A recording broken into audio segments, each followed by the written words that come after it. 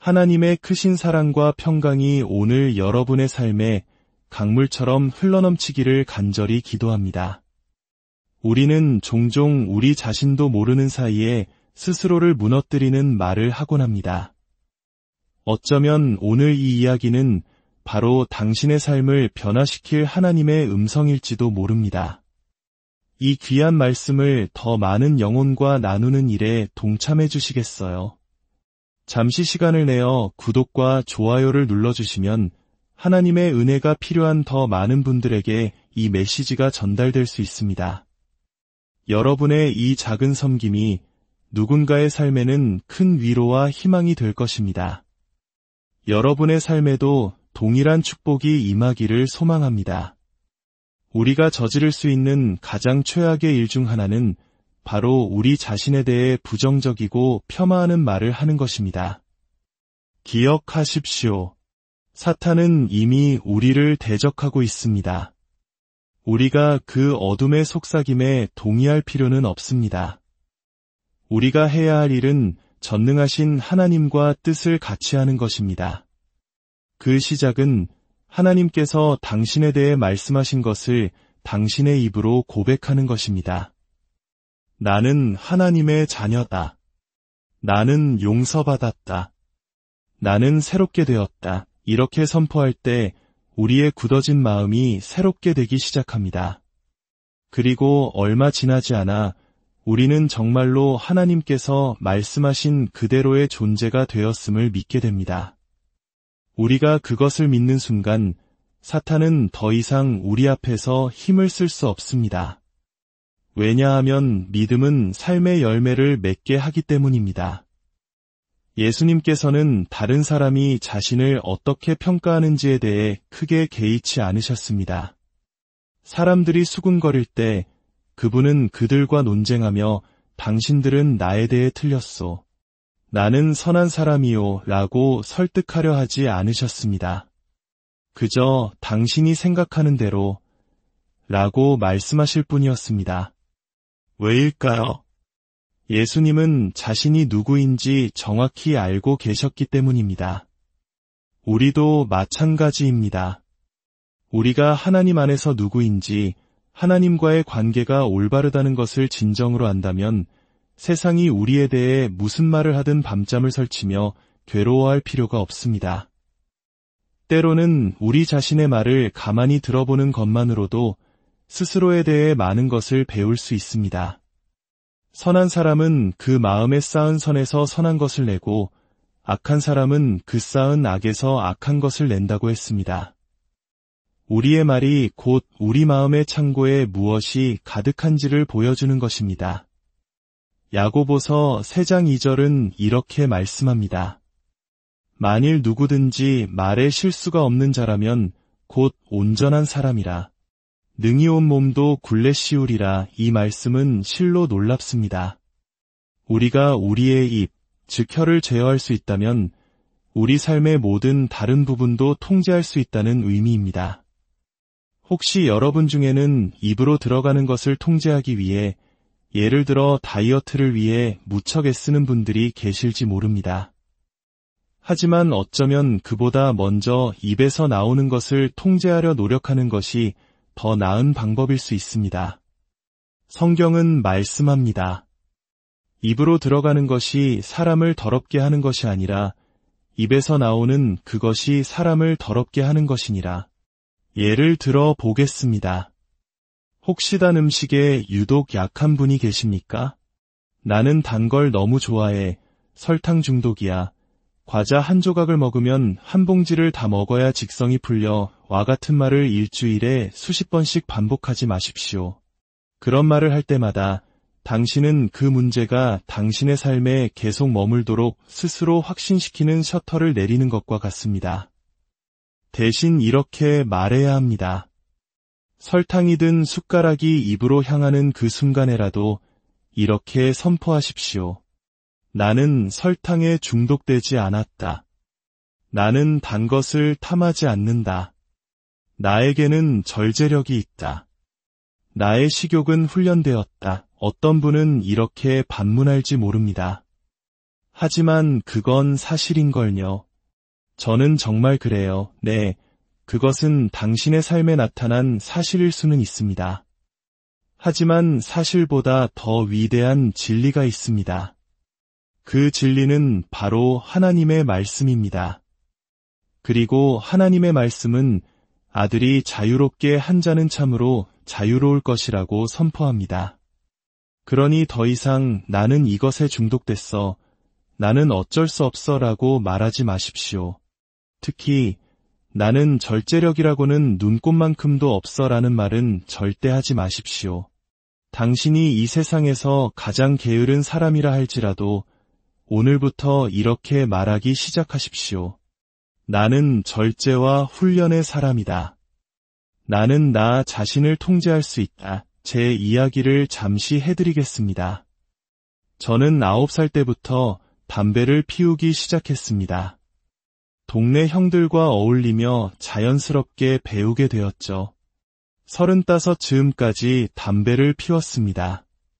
저는 항상 이렇게 말하곤 했습니다. 나는 절대 담배를 끊지 못할 거야. 만약 끊으려고 시도한다면 정말 끔찍하게 힘들 거야. 그리고 정말로 담배를 끊으려고 했을 때 제 말 그대로 너무나도 힘들었습니다. 그때 하나님께서 저를 인도하신 방법 중 하나는 이것이었습니다. 어떤 분들은 제가 미쳤다고 생각할지 모르지만 저는 여러분을 돕고 싶기에 개의치 않습니다. 저는 퇴근길에 손가락에 담배를 끼운 채 운전하면서도 이렇게 외쳤습니다. 나는 담배를 피우지 않는다. 나는 담배 연기가 역겹다. 담배는 냄새가 고약하다. 나는 내 돈을 담배에 쓰지 않는다. 거짓말이 아닙니다. 그렇게 선포하기 시작한 지 몇 주 지나지 않아 저는 담배를 완전히 끊게 되었습니다. 물론 이것이 무슨 마법 주문처럼 원하는 것을 말하기만 하면 다 이루어진다는 뜻은 아닙니다.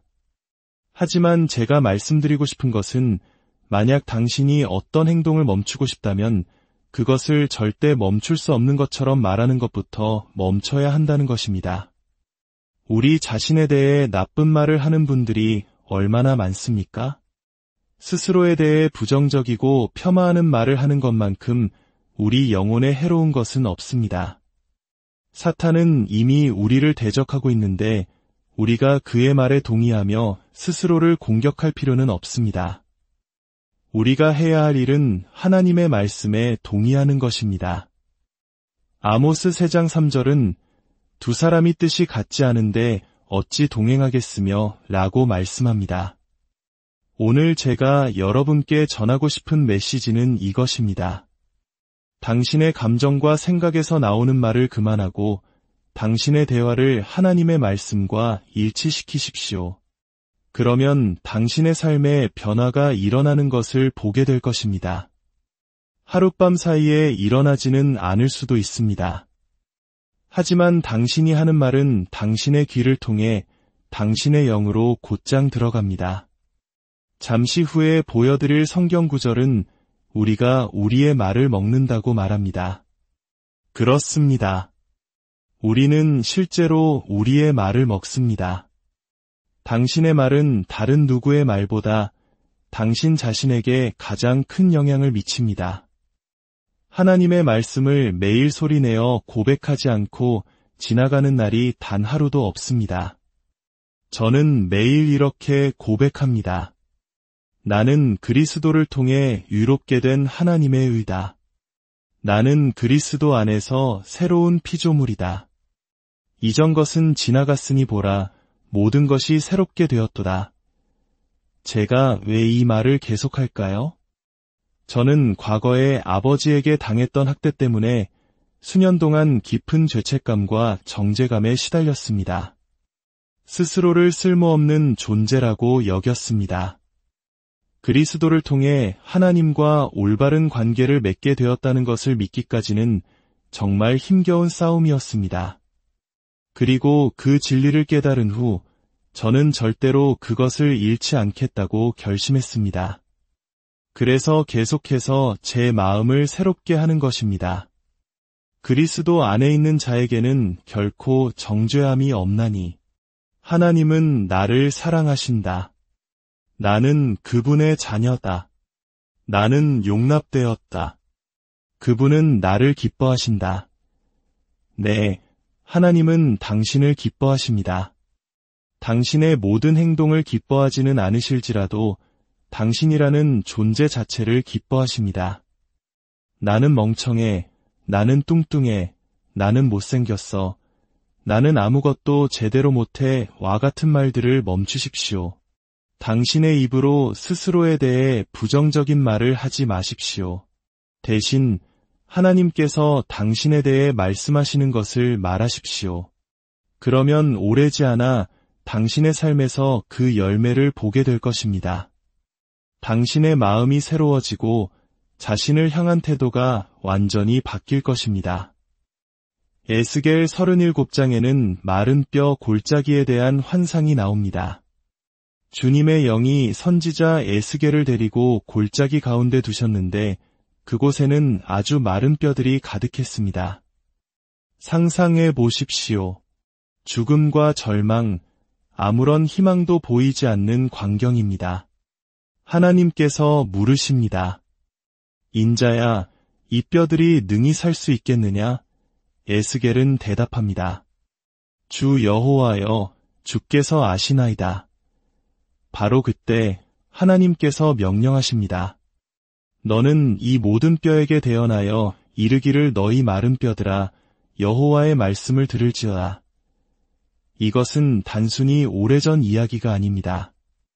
이것은 오늘 우리를 향한 메시지입니다.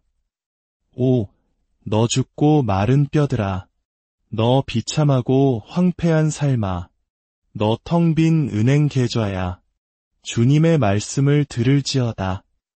하나님은 그 마른 뼈들에게 생기를 불어넣어 살아나게 하실 것이라고 약속하셨습니다. 에스겔이 명령받은 대로 대언하자 소리가 나고 진동하며 이 뼈, 저 뼈가 들어맞아 뼈들이 서로 연결되었습니다. 힘줄이 생기고 살이 오르며 가죽이 덮였습니다. 하지만 그 속에 생기는 아직 없었습니다. 그러자 하나님께서 다시 명령하십니다. 인자야, 너는 생기를 향하여 대언하라.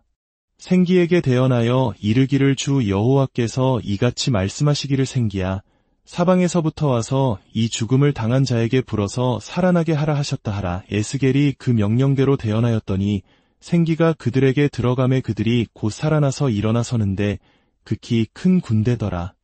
사랑하는 여러분, 당신의 삶에 아무리 죽고 마른 뼈와 같은 영역이 많다 할지라도 변화될 수 없는 것은 없습니다.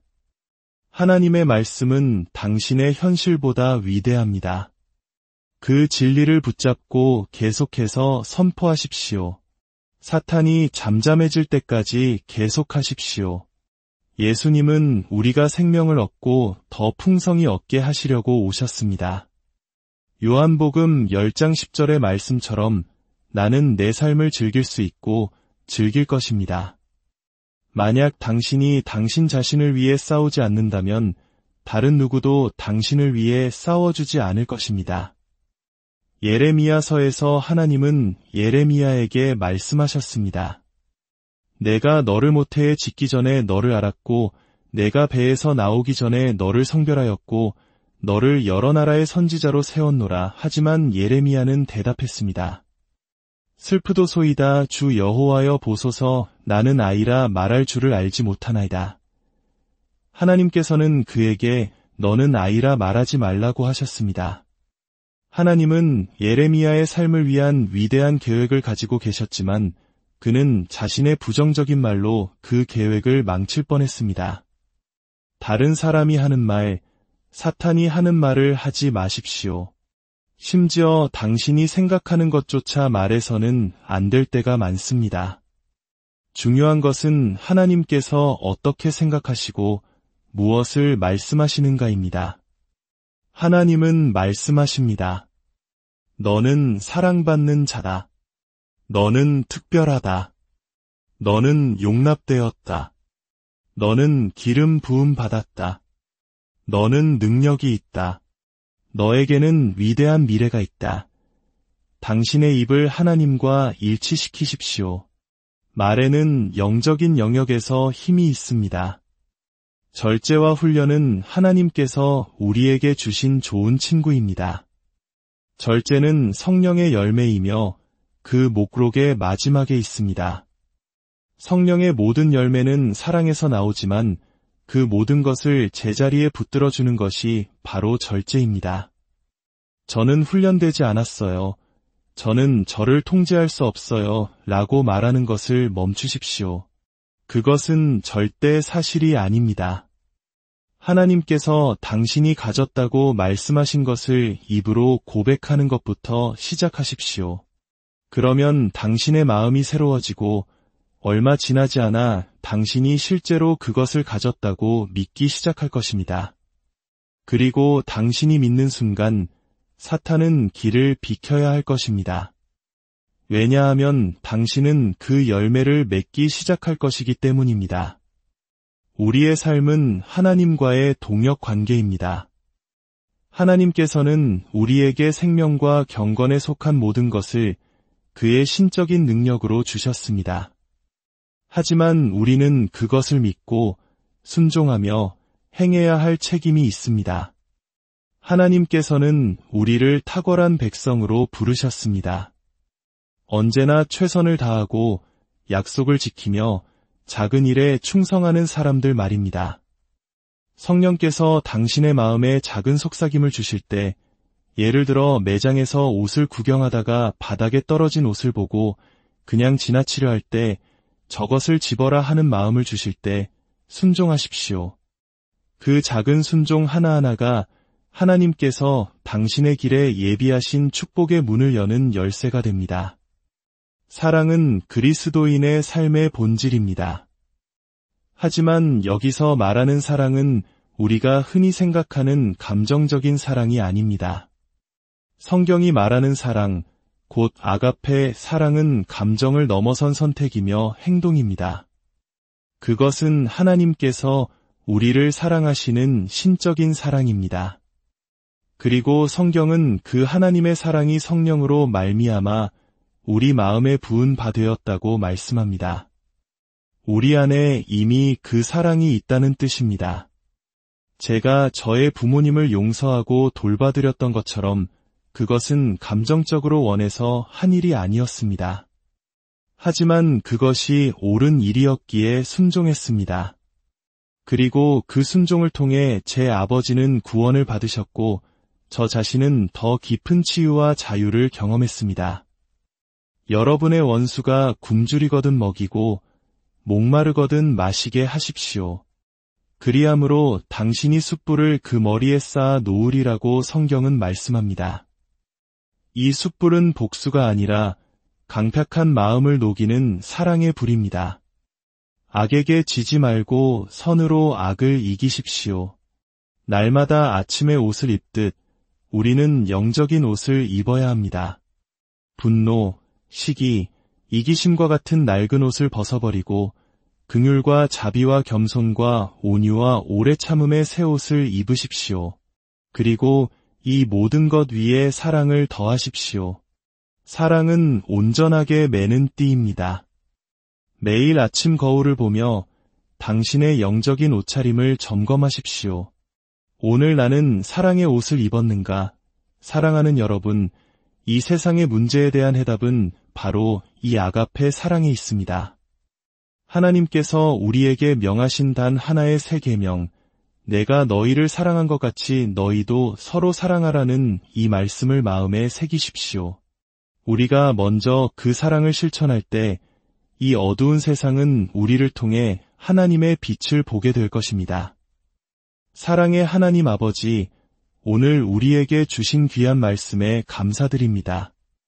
우리의 말이 우리의 삶을 빚어간다는 진리를 깨닫게 하시니 감사합니다. 더 이상 우리 자신과 다른 사람에 대해 부정적인 말을 심는 자가 아니라 하나님의 진리의 말씀을 선포하며 생명과 축복을 심는 자가 되게 하여 주시옵소서. 우리 안에 부어주신 그 놀라운 아가페 사랑으로 서로를 사랑하고 원수까지도 축복하며 기도할 수 있는 힘과 용기를 주옵소서. 우리의 삶이 세상 속에서 빛나는 주님의 사랑의 증거가 되게 하여 주시옵소서. 듣는 모든 이들의 가정과 일터 위에, 그리고 그들의 마음 깊은 곳에 주님의 놀라운 평강과 축복이 충만하게 임하기를 우리 주 예수 그리스도의 이름으로 간절히 기도드립니다.